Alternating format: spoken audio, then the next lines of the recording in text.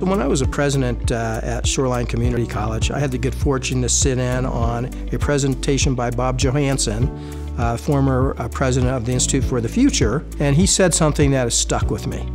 He says, and he was talking to a room full of CEOs, college CEOs, university CEOs, your job is to be part of shaping the future. And that stuck with me. He empowered me to realize that's really what a CEO does. Thinks about the future of the organization and the communities in which you're in service to.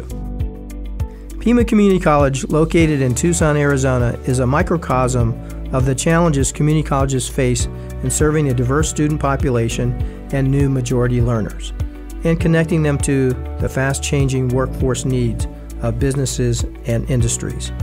As a Hispanic-serving institution, Pima serves over 33,000 students annually, with a mission to offer affordable and relevant education and provide a highly skilled workforce for a growing industrial base in southern Arizona known as the Sun Corridor.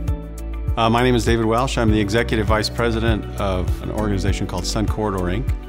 Sun Corridor, Inc. is the regional economic development group for southern Arizona. I am responsible for the business development side of that organization. I have a team of 3 that entertain firms that are looking to relocate and expand in a significant way in the region. Since I've been in this job, there probably hasn't been a more important partner for us than Pima, really.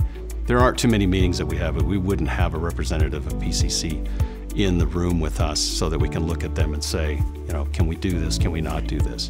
They've proven, especially lately, to be the most nimble and the most flexible, if you will, in being able to meet those firms' needs. The person I work most closely with is Ian Rourke. I'm Ian Rourke, and I serve as the Vice President of Workforce Development and Strategic Partnerships for Pima Community College. I serve as the single point of contact for workforce and economic development initiatives across the college and work to ensure that the college district is aligned to the workforce development needs of employers here and now and positioned for the future of workforce in an economic development context. When I started in 2015, workforce development at Pima Community College at the time was synonymous with contract training and continuing education. And how we really wanted to approach workforce development was to be a horizontal across the entire institution, a horizontal that partnered with and through academic divisions.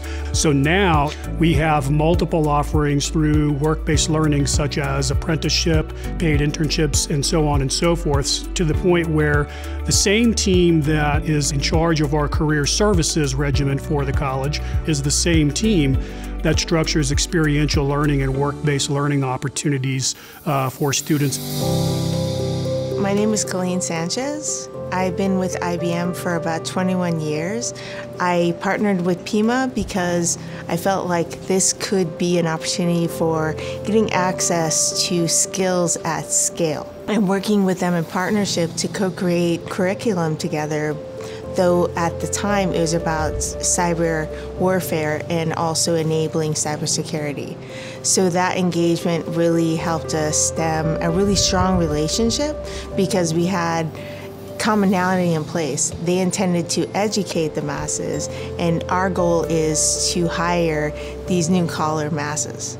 Pima Community College allows a co-creation space, and what I mean by that is we're sitting here in a co-lab area with whiteboards and this movable space where different thinkers, many minds can come together to co-create or enable a solution. So in other words, create together. So what's wonderful about that is it's a relationship that gives, it's a dance, so to speak, where Pima Community College listens to us, we listen to them, and we've come to understand our needs together. My name is Josh Carzoli. I'm currently the Chief Operating Officer here at El Rio Health. We serve about 126,000 patients in Tucson for several years. Many of our employees actually have done certificate programs or graduated from there. More formally, in 2017, we had a program with Pima Community College where our workforce, our staff, actually had the opportunity to become licensed practical nurses, LPNs. The relationship with Pima is a special one. I think that El Rio and Pima both have our community at its heart, right? So the opportunity to develop, to reach people where they are, to provide opportunities for growth is really what the community health center movement is about, and really what Pima is about. So I think when you have that synchronicity, when you have that dual purpose, where you have organizations like that coming together with a common purpose, I think the possibilities are really limitless. I'm Greg Wilson, Dean of Applied Technology at Pima Community College, and we are standing in the Automotive Technology and Innovation Center, which is phase 1 of the Center of Excellence in Applied Technology. This building opened up to students in the fall of 2021. It was really January of 2017 where we really started the design phase, and then in the fall of 2017 we held an industry summit with about 120 local employers. We also met with students, with faculty, with governmental organizations, our nonprofit partners, and really solicited everybody's feedback in terms of what they thought a Center of Excellence should be, what their needs are, how we should design this to make it work for everybody. You know, a lot of us will refer to the Center of Excellence as a community hub because we want the community to be welcome here, we want them to utilize it, we want what we set up, the programs we run, to meet the community's needs. Behind us is the Advanced Manufacturing Building, which from a program standpoint will house computer-aided design, automation and robotics, machining, welding. We will also bring back some of our optics and laser offerings, but the building itself is a community hub.